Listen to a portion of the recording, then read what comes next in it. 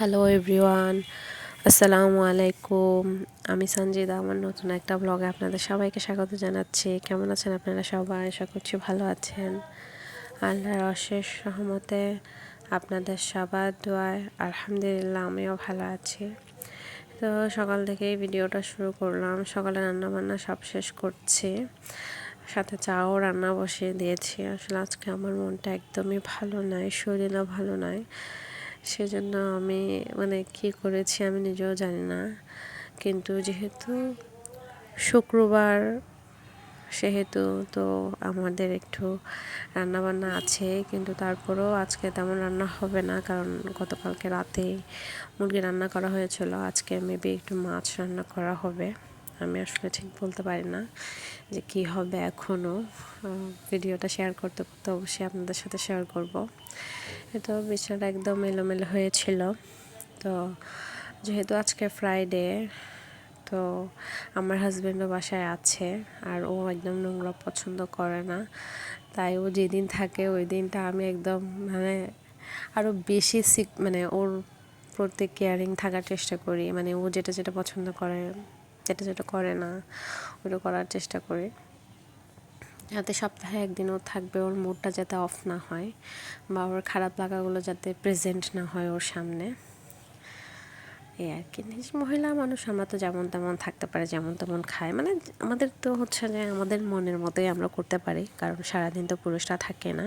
যেহেতু সপ্তাহে একদিন ছুটির দিন আমার হাজব্যান্ড আর আমার শ্বশুর থাকে বলতেও কি, আমার হাজব্যান্ডই থাকে মোটামুটি। আমার শ্বশুর তো টোটালি থাকেই না। আমার শ্বশুর একদম সকাল 8টায় চলে যায় বা 10টায় চলে যায়, এদিকে সন্ধ্যায় আসে। অফ ডে হচ্ছে ওনার ঘোরার ডে। আর আপনাদের ভাই আর যদি মনে চায় সে যায়, না হলে যায় না, এরকম আর কি। তো যেহেতু ফ্রাইডে স্পেশাল, জানি না কিছু করে আপনাদের সাথে শেয়ার করতে পারবো কি না, যেহেতু আমার শরীরটা একদমই সঙ্গ দিচ্ছে না। আমার মনে হচ্ছে না আমি ভিডিও করতে পারবো, বাট এগুলো একটু একটু ক্লিপ নিয়েছি, সেটাই আপনাদের সাথে শেয়ার করছি। কারণ শেয়ার না করলে তো আমার আসলে রুলসটা ব্রেক হয়ে যাবে। তো সেজন্য রুলসটা ঠিক রাখার জন্যই ইউটিউবে ডেইলি ভিডিও দেওয়া, যেহেতু আমারটা ডেইলি লাইফ ভিডিও। তো অবশ্যই প্রতিদিনের কাজগুলো প্রতিদিন শেয়ার করার চেষ্টা করি। তো তারপর বালিশের কভারগুলো এক এক করে পরিয়ে দিচ্ছিলাম। আসলে আমার বেশি ঝামেলা লাগে বালিশের কাভার, বালিশের কাভার এগুলো চেঞ্জ করতে, বেশি বিরক্ত লাগে। এগুলো বলার মতো না। কিছু কিছু জিনিস আছে যেগুলো আমি একদমই পছন্দ করি না, কিন্তু আমার করতে হয়, কারণ এগুলো তো আমার সংসারের কাজ। এগুলো আমি চাইলেও ফেলে দিতে পারি না, আর অন্য কারো ভরসায় রেখে দেব এমন মেয়েও আমি না, কারণ আমারটা আমার নিজেরই দেখে রাখতে হয়। এই যে তারপর আমার বিড়াল ছানার একদম, আর এগুলো হচ্ছে যে শীতের কম্বল। আমার বাসায় প্রত্যেকদিন রাত্রে শীত হয়, শীতকাল বলা চলে, যেহেতু আমার হাজব্যান্ড আর আমার ছেলে এসি ছাড়া একদমই ঘুমাতে পারে না। ওরা তো এসি ছাড়বে মাস্ট, আর আমার কম্বল গায়ে দিতে হয়, কারণ আমি বেশি ঠান্ডাও সহ্য করতে পারি না, অতিরিক্ত গরমও সহ্য করতে পারি না। আমার জন্য মিডিয়াম ওয়েদারই ঠিক, আর যেটা আমার পক্ষে কখনো পসিবল না। এই আর কি। এই যে তারপর ওদের সাথে বসে বসে একটু দুষ্টুমি করছিলাম, কারণ ওরা ওদের অভ্যাস, আসলে নতুন বেডশিটটা বেছালেই ওরা এরকম করবে। আর আমার ছেলে দেখেন, ও ওয়াশরুমে গিয়েছিল পটি করার জন্য, আর একদম গোসল করে চলে আসছে। তো আমি ট্রেসগুলো ওকে একটু চেঞ্জ করে দিলাম। তো আমি ভিডিও করছি, ও কিন্তু খেয়াল করেনি। ও মনে করছে যে আমি এমনি জাস্ট মোবাইল টিপতেছি। দেখেন কি ফাজলামিটা এনে করে। মাশাআল্লাহ, ও বিড়ালদেরকে আসলে মারতে চাইছিল। যখন দেখলো যে একটু করে আমি ভিডিওটা হাতে নিলাম, ওর ইয়াটা তখন চেঞ্জ করে ফেলছে। তো তারপরও অত বুঝেনি, কিন্তু তারপরও আমি যেহেতু একটা ডাক দিছি যে তুমি এরকম কেন করছো, তারপর তো একটু সাবধান হয়ে গেছে। জানি না কেন ইদানিং বিড়ালদেরকে মারতেছে, বাচ্চাদেরকে বিশেষ করে, জানি না কেন এরকম করতেছে। দেখেন প্যাকেটটা পেয়ে সুন্দর করে আস্তে আস্তে ছিঁড়ল। ভাগ্যিস আমি দেখেছিলাম, আমি আসলে খেয়াল করিনি যে ওইটা, আমি একটা ডাক দেওয়ার সাথে সাথেই ফেলে দিয়েছি। ও কী মনে করছে কে জানে। আসলে আর একটু আমার সিকিউর হওয়া দরকার ছিল, বাট আমি হইনি আর কি। এই যে আমি এখানে বসে আছি, সবাইকে খাবার দিয়ে দিছি। দেখেন জ্যাক আর এই মাইজা সবাই কিন্তু খাবার খাচ্ছে মাশাআল্লাহ। কিন্তু এই দোনোটা আমি না খাওয়ালে একদমই খেতে চায় না। ওদেরকে নিয়ে আমি যে কী করব আমি জানি না।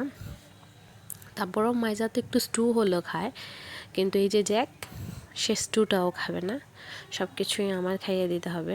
মানে কি বলবো, যত খারাপ লাগুক, যত যাই হোক না কেন, ওদেরকে আমার খাওয়ানো লাগবেই। চেষ্টা করি আর আল্লাহকে বলি, আল্লাহ আমাকে শক্তি দাও, আমি যেন আমার সংসারটাকে সামলে রাখতে পারি, আগলে রাখতে পারি। কারণ আল্লাহ পাক কতটুকু শক্তি বা কতটুকু সামর্থ্য আমাকে দিয়েছেন, বাট আমি চেষ্টা করি। এটাও আপনাদের সাথে বকবক করতে করতে ভাতে বসিয়ে দিলাম। আসলে সন্ধ্যায় হচ্ছে একটু কি বলে, ভুল হয়ে গেছি। আসলে শরীর ভালো না থাকলে মন মানসিকতাও ঠিক থাকে না, এটা আসলে সত্যি কথা।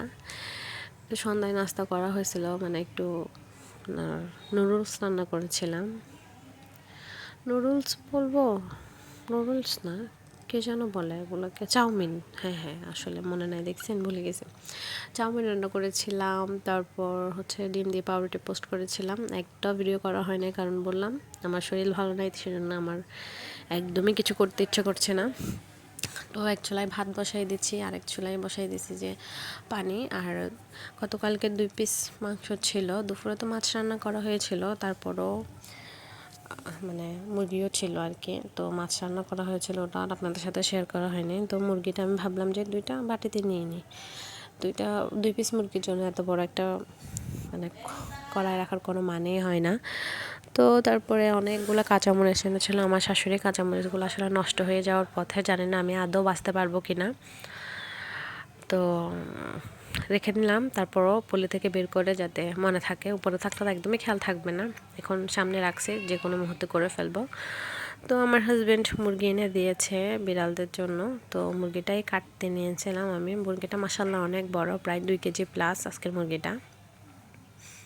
একটু কষ্টই হচ্ছিল, কারণ আমি 1.5 কেজি বা 1 কেজি 700 গ্রাম 800 গ্রাম এরকম টাইপসের মুরগি আমি মানে ইজিলি কাটতে পারি, কারণ একটু ছোটো ছোটো আছে। আর এটা আমার মনে হচ্ছে আমার জন্য একটু বেশি বড়ই হয়ে গেছে মুরগিটা। তো একটু কষ্টই হচ্ছিল, বাট তারপরও করছিলাম। আরও মাথা একটু ব্যথা করতেছে, সেজন্য আরও কোনো কিছুই ভালো লাগছে না, কিন্তু তারপরও ট্রাই করতেছি আর কি, যাতে কাজগুলো আর্লি শেষ করতে পারি। আর আমার ছোট ছেলে নাই, ও গেছে ও দাদুর সাথে বেড়াতে। বেড়াতে বলতে আপনাদের ভাইয়ার দাদি, মানে আমার দাদি শাশুড়ি। কীরকম দাদি শাশুড়ি বলতে গেলে হচ্ছে আমার শ্বশুরের চাচি, তো আর ফুফি। তো ওনাদেরকে দেখতে গিয়েছেন আমার শাশুড়ি। আমরা তো এবার ঈদে কোথাও যাইনি, শুধু বরাপুর বাসায় ছাড়া কারো বাসায় যাওয়া হয়নি। সেজন্য এবার মানে ঈদে সালাম করতেও কাউকে যাওয়া হয়নি, যেহেতু আমার শাশুড়ির হাত ভাঙা ছিল। আজকে যাওয়ার প্ল্যান ছিল, বাট আমারও ভালো লাগতেছে না, আর আমার ননদও যেতে চাচ্ছে না। তো ভাবলাম যে না যাই, তাহলে ওকে একা রেখে যাওয়া বাসি ঠিক হবে না, কারণ আপনাদের ভাইয়াও নাই, ও একটু কাজে বেরিয়েছে। তো সবাই চলে গেলে তো আর ভালো লাগবে না, বা একা এখন পরিস্থিতি ভালোও না, ওকে রাখা ঠিক হবে না। তো তাই আমিও গেলাম না। তো যত তাড়াতাড়ি সম্ভব আমি কাজগুলো সব সেরে নিচ্ছি। তো আজকের ভিডিওটা এ পর্যন্ত যারা যারা আমার সাথে ছিলেন তাদেরকে অসংখ্য ধন্যবাদ। আমার ভিডিওটা ভালো লাগলে অবশ্যই একটা লাইক করে শেয়ার করে দিতে ভুলবেন না। আপনারা অনেকেই ভিডিও দেখেন, কিন্তু ভিডিওতে লাইক করে দিতে ভুলেছেন। প্লিজ একটা ভিডিওতে লাইক করে দেবেন। আর যদি নতুন হয়ে থাকেন আমার চ্যানেলটাকে সাবস্ক্রাইব করে দিবেন। ইনশাল্লাহ আমি নতুন নতুন ভিডিও আপনাদের সাথে উপস্থাপন করার চেষ্টা করব। আপনাদের একটা কমেন্ট, একটা লাইক আমাদেরকে অনেকটা উৎসাহ দেয় নতুন নতুন ভিডিও করার জন্য। এই তো সবার কাছ থেকে বিদায় নিচ্ছি। আল্লাহ হাফেজ, আসসালামু আলাইকুম।